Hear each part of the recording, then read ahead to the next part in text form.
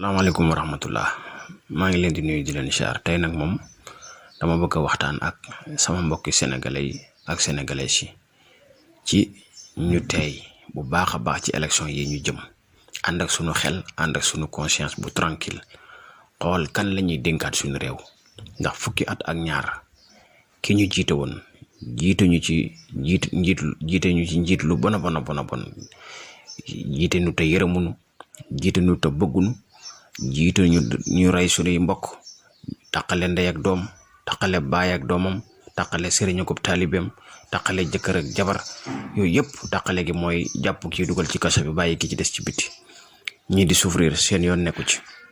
ñu jël liñ am ci réew mi muy suñu ressource naturelle ñu jaay ko tubaab yi séddoo ko ak ñoom ñii jaay suñu suuf tëdd ci ñii trian ay milliards tëdd ci ndax régime boobu war nañoo tànn kenn ci ñoom rek di ko jima falaat ci bopp réew mi wala ñun dañoo bëggul suñ bopp wala dañoo wër a bokk ci pays yu développé yi loolu laay laaj ñun Sénégal dañoo bëggul suñ bopp bay falaat kenn ci régime bii wala dañoo bëggut a bokk ci pays yu développé yi loolu laay laaj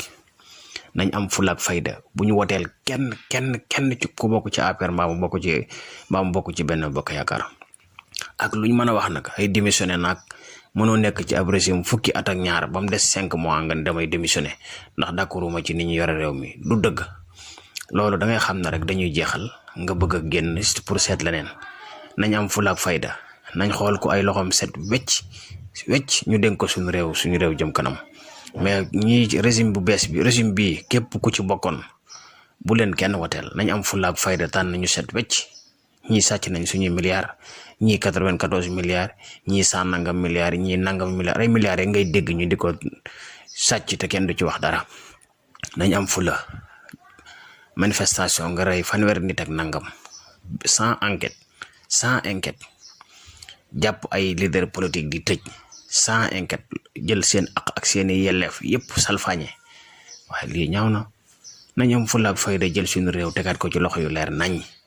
Assalamualaikum warahmatullah.